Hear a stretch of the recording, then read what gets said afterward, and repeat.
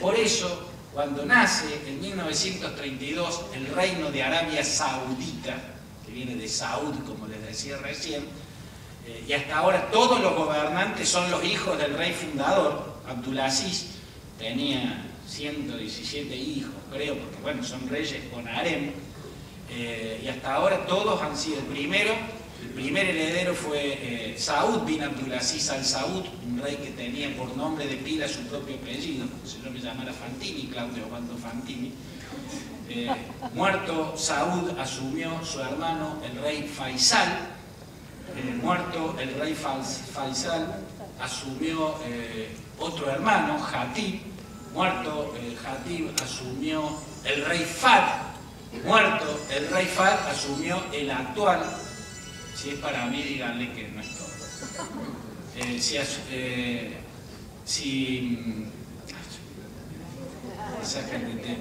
Muerto el rey Fahd, asumió el actual rey saudita, Abdullah bin Abdulaziz al Saud, ¿no? Y todos mantienen la misma férrea concepción ultra religiosa. Es apasionante. A mí me gustaría dedicarle gran parte de lo que falta de esta charla, apenas 2 horas y media más. No, es un chiste, ya los libero para que sean felices de nuevo. Porque es realmente fascinante, e incluso es asomarse al despotismo. Una de las chispas que encendió la insurrección en la península arábiga contra esas dinastías poderosísimas fue descubrir por televisión, un noticiero lo mostró, un noticiero occidental, imágenes del príncipe Isaac Sayed al-Nahyan, el hermano del rey Ahmed Khalifa al-Nahyan, que el tipo se hacía entregar, la policía le entregaba detenidos, por ejemplo un ratero que atrapaban en la calle, se lo entregaban en Abu Dhabi, es el príncipe de Abu Dhabi. Él se hacía entregar por la policía detenidos, entonces los torturaba. Ese era su pasatiempo, los torturaba. El príncipe torturador se divertía torturando detenidos que le entregaba gustosamente para que se divierta el príncipe, la policía de Abu Dhabi. Y además se filmaba, se ve que en sus horas libres él le gustaba tirarse en un sofá y poner, ¿no?, y disfrutar, verse torturando a otra persona. Miren lo que llega a ser el absolutismo monárquico. O sea, son dueños de la vida, de la muerte y del dolor de los demás.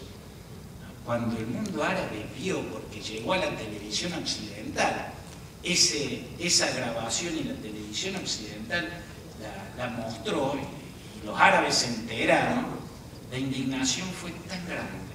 Sin embargo, un juez lo liberó rápidamente porque dijo que, bueno, estaba tomando medicamentos que lo ponían un poco nerviosito.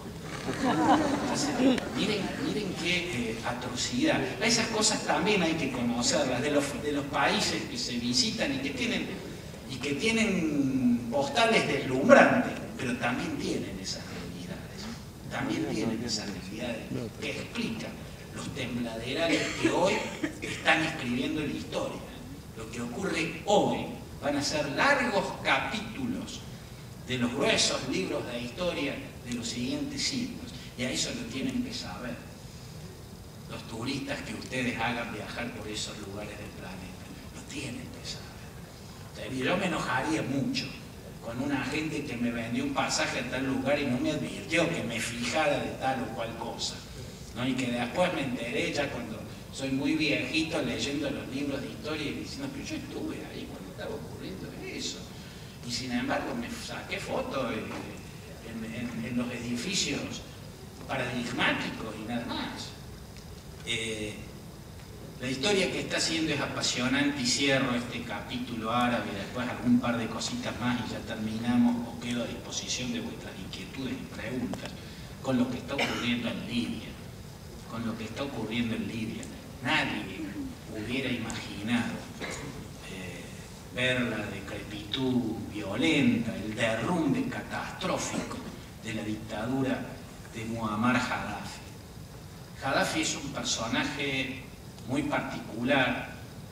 Los más jóvenes tal vez lo conozcan menos porque son jóvenes, pero si hubieran vivido en la década del 70, lo hubieran visto por televisión, porque Gaddafi en aquellos años era un líder muy tenido en cuenta, muy admirado por las izquierdas nacionalistas de Sudamérica.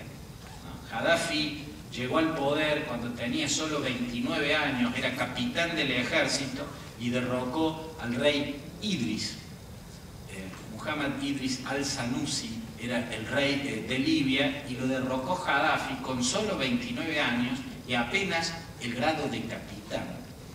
La respuesta a la pregunta de cómo pudo un hombre tan joven y con un grado militar tan bajo encabezar un golpe de Estado contra un rey es la misma respuesta que explica esta guerra civil que está viviendo Libia, que es muy distinta a las demás. Se originó en esa primera ficha del dominó que empezó a voltear todas las demás, que fue la de Túnez, porque Túnez mostró que era posible aquello que parecía imposible, o sea, que la gente tumbara a un déspota, pero después en cada país la motivación es diferente. Y cuando a mí en esos días las radios, o sea, en las entrevistas por radio, uno se encontraba con la pregunta de cómo iba a caer Gaddafi, cuánto iba a demorar, yo señalé, mire, esto es muy distinto y es muy posible, precisamente por su particularidad, que derive en una guerra civil. En una guerra civil, más vale parecida, explicaba yo, y veo que la historia no me desmintió, o los acontecimientos posteriores no me desmintieron, una guerra civil muy parecida a lo que fue la guerra de secesión norteamericana a mediados del siglo XIX. O sea, una guerra en Estados Unidos fue norte contra sur, los yanquis de Abraham Lincoln al norte contra el ejército confederado y esclavista de los sureños, ¿no? En el caso de Libia, decía yo, a mí me parece que esto es una guerra, esto es una rebelión del este contra el oeste. Y acá puede caer Gaddafi o puede no caer y partirse en dos el país. ¿Por qué? Bueno, acá yo explicaba algo que es muy interesante también de ver, ¿no? Y es, geográficamente, Libia es un invento de los italianos. Libia es históricamente dos regiones que nunca tuvieron mucho contacto entre sí, dos regiones de tribus beduinas, pero sin mucha onda entre ellos, ¿no? Con claras diferencias. Cirenaica en el este y Tripolitania en el oeste. Cuando todo el norte de África, todo el Magreb, incluido lo que hoy es Libia, o sea, incluida Cirenaica y Tripolitania, era parte del Imperio Otomano, los turcos mantuvieron las administraciones de Tripolitania y de Cirenaica separadas, porque sabían que no había mucha onda entre los beduinos de una y otra región.